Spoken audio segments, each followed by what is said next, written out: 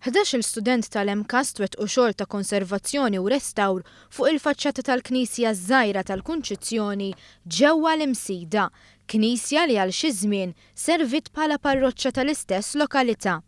L-istudenti li qed isegwu kors fis-sena tar-restawr ippreżentaw xogħolhom bi kburija u fissru kif dan ħadilhom madwar 10 xhur. Fil-fatt bdew fil-bidu tas-sena skolastika li għaddiet u lestew ftit tal-jimilu. Tkellimna ma' Anthony Degwara, student li fissrilna x'kien jinvolvi x-xogħol li jagħmlu.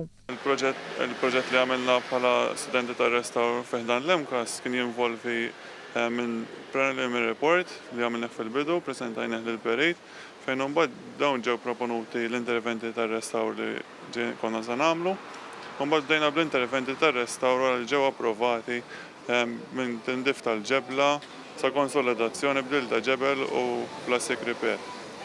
Kif ukoll għamilna għoti ta' sacrificial layers li dawn jagħtu protezzjoni u jagħtu valur iktar ogħla u artistiku lil din il-faċċata tal-kappella tal-Imsida. L-istudenti kienu jinżlu jaħdmu fuq il-proġett darba fil-ġimgħa meta kienu jinqalgħu mill-laboratorju u jaqbdu l-għodda f'idejhom bilan li jibdew jifhmu minn issa ir-responsabbiltà li se jkollhom meta fdati mill-wirt storiku ta' pajjiżna.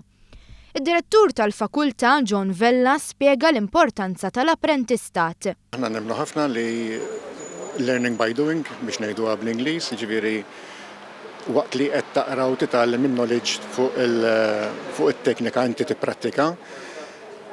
U dejjem minn sena għal sena dejjem kellna riżultati ħafna pożittivi b'dan il-metodu, jiġifieri meta l-istudent jibda jipprattika u jesperjenza ma' sħabu u ma' ħaddiem oħra li qegħdin fuq il-post tax-xogħol.